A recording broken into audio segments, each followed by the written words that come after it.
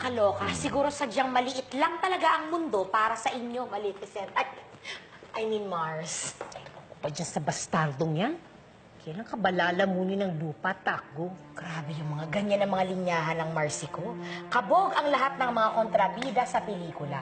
Eh ano naman kaya linya ni Takgo?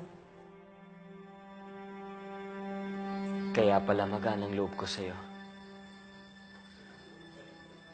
Kaya pala, tuwing makikita kita, naalala ko ang batang yun. Pasaway sumagot at laging masungit. Hanggang kailan mo gusto itago sa akin ang totoo, Michael? 2 taon mo natiis ang pagpapanggap na parang hindi tayo magkakilala.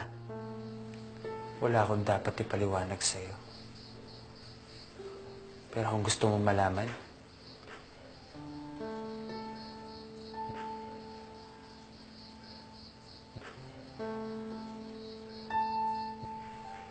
oo. Wala akong balak sabihin sa'yo yung totoo hanggat nandito tayo sa Lucky Bake Shop. Hindi lang sa'yo. Pati sa lahat. Gusto kong gumawa ng sarili kong pangalan. Hindi lagi nabubuhay sa anino ni Abuji. Tama bang narinig ko? Si Takbo ang pinag-uusapan ninyo. Mismo. Mismo lang siguro yung anak mo. Kaya siguro si Takgo yung naiisip mong pinagkikwentuhan namin. Oo, ganun nga. At saka, bakit naman of all people yung bastardo mo ang pag-uusapan? Palibasa, siya pa rin ang nasa isip mo. Hindi ang posisyon na dapat binibigay mo kay Michael sa kumpanya. Ayoko makipagtalo sa'yo, Amy. Pagod ako. But you have to train him already, Johnny. Total siya naman ang future president ng kumpanya. Bakit ka, pag itong pinag-uusapan namin, ayaw mo kong sagutin? Bakit? Dahil inaantay mo pa rin ang takbong yan? O baka naman alam mo kung nasan siya? At gumagawa ka ng hakbang na hindi ko nalalaman.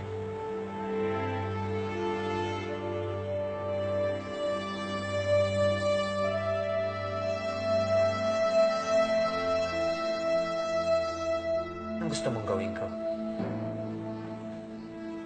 Kamustahin ka kung ano naging buhay mo pagkaalis mo? Tanungin ka kung anong dahilan ng paglayas mo nun? Gusto mo maging concerned ako sa'yo? Huwag kang mag-ilusyon, Takgo.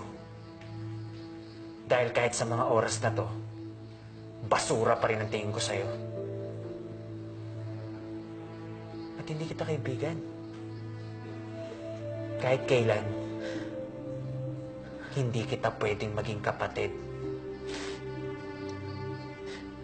Yan bang dahilan mo? Bakit gusto mo maglaban tayo? Kung bakit gusto mo kaming paglayuin ni Eunice? Sabihin mo sa akin, Michael. Sabihin mo. Marunong ka naman pala mag-isip. Hindi ka ganun katanga. Pag nakikita ka tang masaya, naiinis ako. At pag nagkakamali ka, natutuwa ako. At pag nakikita ko yung mukha mo, bumabaliktad yung sikmura ko.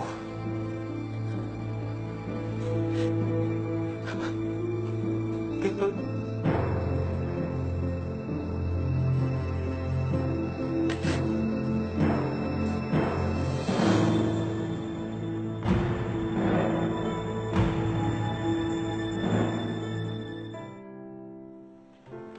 Papang.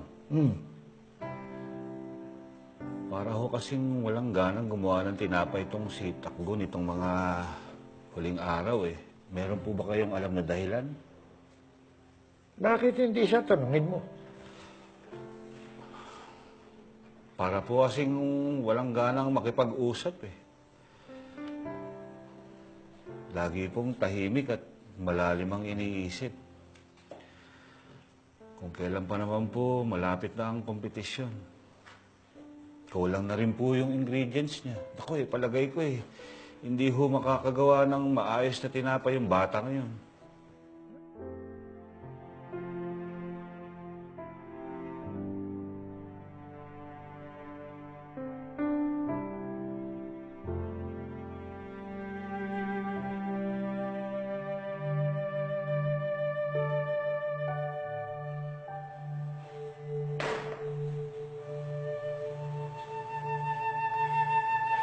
Tikim, ah. Sige.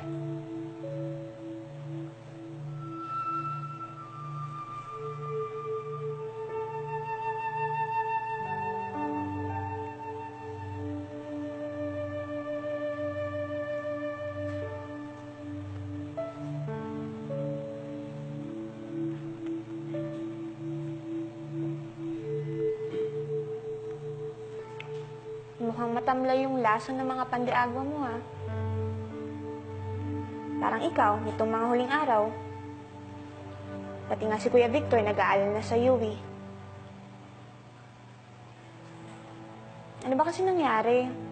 Nag-aalala ka ba para sa kanya? Ako ho, Papa. Ang tingin ko parang nag-aalala ka na baka matalo si Takbo sa kompetisyon. Papang naman, hindi naman ho ako nag-aalala. Abay, kahit po 3 taong mag-aral, gumawa ng tinapay yung batang yun Wala pa rin po. Kasi po, pabaya yung batang yun. Huwag ka mag-alala. Kahit matalo yan sa kompetisyon, pwede mo siyang pabalikin dito sa bakery bilang tagapanghugas. Opo, ganun na nga po siguro ang gagawin ko.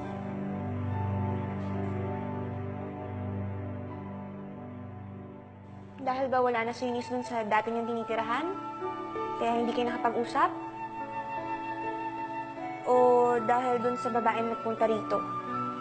Yung mami ni Jericho? O baka si Jericho talaga ang problema mo? Alam ko na. Alam ko na ang sagot. All of the above. Tama?